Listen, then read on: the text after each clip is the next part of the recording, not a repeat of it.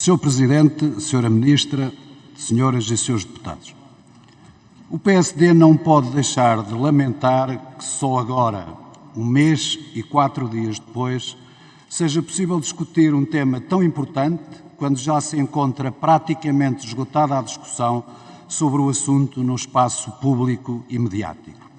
O que o PSD queria evitar com o agendamento deste debate parece que voltou a acontecer numa das partes, com milhares de imigrantes a não receber o boletim de voto, como sinalizou o Presidente do Conselho das Comunidades Portuguesas na Europa.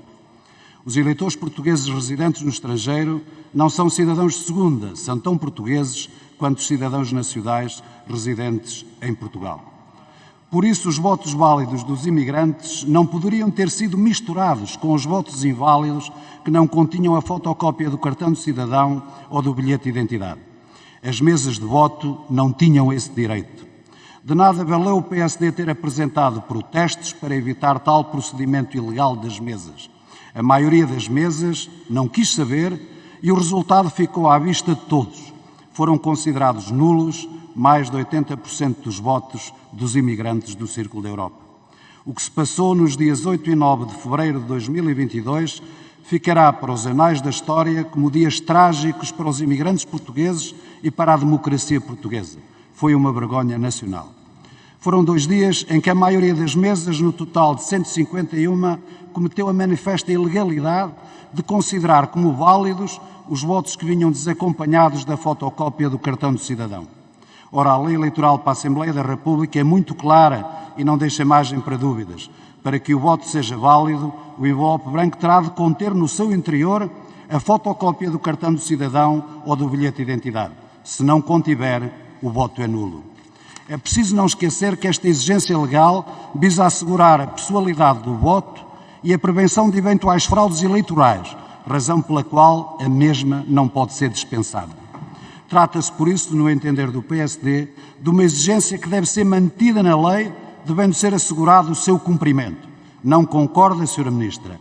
A pergunta é pertinente, porque alguns deputados e dirigentes do Partido Socialista já afirmaram publicamente que o objetivo é eliminar este requisito legal. As mesas valeram-se de um acordo grosseiramente ilegal para usar a qualificação dada no acórdão do Tribunal Constitucional, em que os representantes de alguns partidos consensualizaram, numa reunião a 18 de janeiro, assentar como válidos todos os boletins de voto, mesmo que o envelope não contenha cópia do cartão de cidadão ou bilhete de identidade, já que, e nesta parte a ata reproduz uma frase da deliberação da CNE de 15 de 10 de 2019, a remessa pelo eleitor de cópia do documento de identificação serve afinal e apenas como reforço das garantias do exercício pessoal do voto. Tal acordo tem por base uma deliberação da CNE que não diz aquilo que os representantes de alguns partidos achavam que dizia, com isso influenciando outros que achavam que o parecer da CNE era claro.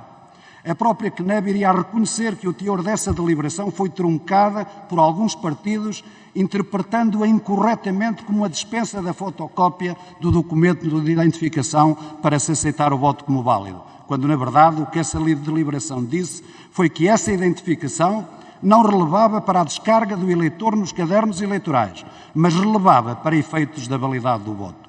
Os representantes de alguns partidos não só desconsideraram o prescrito na lei, como deturparam a posição assumida pela CNE. Foi por isso que os representantes do PSD vieram na reunião seguinte, a 4 de fevereiro, informar os representantes dos demais partidos que não era possível manter o acordo, uma vez que este era manifesto contrário à lei. O PSD não poderia pactuar com tamanha ilegalidade. Pior do que errar é persistir no erro.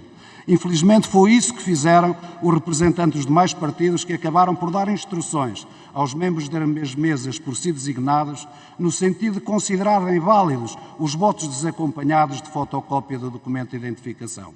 Foi por isso que a maioria das mesas validou tais votos que a lei determina serem nulos, misturando-os com os votos válidos. Não temos dúvidas nenhumas em afirmar que alguns membros das mesas fizeram-no deliberada e conscientemente, razão pela qual o PSD apresentou uma queixa-crime junto da Procuradoria-Geral da República. Onde é que entra então a responsabilidade do Governo e da Sra. Ministra em particular? Passamos a explicar. Desde logo o MAI, nas ações de formação que deu aos membros das mesas, não foi capaz de lhes explicar o procedimento a adotar caso a fotocópia do documento de identificação civil do eleitor não estivesse contida no interior do envelope branco, não lhes tendo transmitido de forma perentória que a lei considerava tais votos nulos. Ao invés, o MAI preferiu insistir na afirmação de que as mesas eram soberanas para, nesses casos, decidirem como entendessem, dando assim fôlego ao que se viria a passar nos dias 8 e 9 de fevereiro. Sra. Ministra, como explica quando cabe ao MAI a missão de apoiar tecnicamente os processos eleitorais esta falta de informação? Não se esqueça que os membros das mesas são, na sua maioria, cidadãos comuns sem qualquer conhecimento jurídico, pelo que esse esclarecimento legal por parte do MAI se impunha. Não acha, Sra. Ministra, que foi incendiário o MAI ter atirado nessas ações de formação para as mesas de voto a responsabilidade de decidir sobre a validade dos votos desacompanhados de fotocópia do cartão do cidadão, sem sequer ter advertido que a soberania das mesas tem por limite último a obediência e respeito da lei? A responsabilidade do Governo não se fica por aqui. O MAI elaborou uma nota que enviou a 13 de fevereiro. O MAI considerou deplorável a anulação de um número tão elevado de votos, sem nunca se pronunciar sobre as ilegalidades cometidas pelas mesas e que estiveram na origem dessa anulação, passando a ideia de que seria procedimento normal as mesas misturarem votos válidos com inválidos. Sra. Ministra, como pôde o MAI passar esta ideia e não ter censurado inequivocamente nessa nota tal procedimento seguido pelas mesas?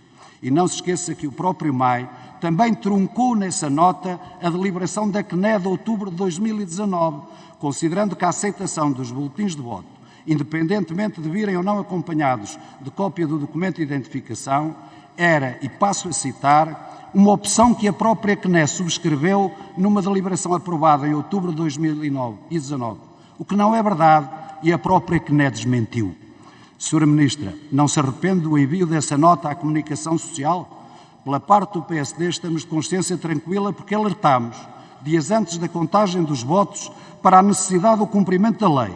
Protestámos os votos que vieram desacompanhados de fotocópia do cartão do cidadão ou do bilhete de identidade por serem nulos e o Tribunal Constitucional deu a dar-nos razão. Determinada a repetição dos atos eleitorais, iniciou-se uma nova fase neste processo, sendo agora imprescindível garantir que desta vez tudo corra bem. Era por isso urgente esta audição, sendo agora perfeitamente extemporânea. Sra. Ministra, estão previstas novas ações de formação aos membros das mesas antes da contagem dos votos nos dias 22 e 23 de março? Ser-lhe-ão explicadas as implicações do acórdão nos procedimentos a adotar nas mesas? Uma outra questão que pode ser levantada e que precisa de mais explicações sob pena de poder originar uma nova impugnação. Por que razão é que o MAI procedeu à remessa dos boletins de voto aos eleitores recenseados em todo o círculo eleitoral da Europa, quando o acórdão do Tribunal Constitucional apenas mandou repetir a votação nas 151 mesas cujos votos foram declarados nulos por ter havido mistura de votos válidos com inválidos? Como a Sra. Ministra bem sabe, se o Tribunal Constitucional mandasse repetir a votação em 50 mesas de um círculo eleitoral nacional, a repetição da votação far-se-ia apenas e exclusivamente nessas 50 mesas e não em todo o território nacional. Qual a razão de o MAI agir de forma diferente em relação ao círculo eleitoral da Europa? Por muita justificação que tenha, e com certeza tem, é preciso dar uma explicação mais objetiva para que isto não seja um entrave a que o processo corra normalmente. Não é possível que os cadernos eleitorais desmaterializados tenham menor grau de informação do que os cadernos eleitorais impressos em papel que impeça nos círculos da imigração a identificação dos eleitores por mesa. Sra. Ministra, é imprescindível que explique esta situação para que não reste a mínima desconfiança sobre a legalidade da segunda votação. Termino sublinhando que o PSD é e continuará a ser um partido empenhado em valorizar os cidadãos portugueses residentes no estrangeiro e não desistirá de incrementar soluções legislativas que aumentem a sua participação eleitoral, nomeadamente alargando-lhes a possibilidade de opção pelo voto por correspondência em alternativa ao voto presencial nas eleições presidenciais e nas eleições europeias, e ponderando mesmo a possibilidade de introdução do voto eletrónico, medida que resolveria definitivamente todos estes problemas, disse.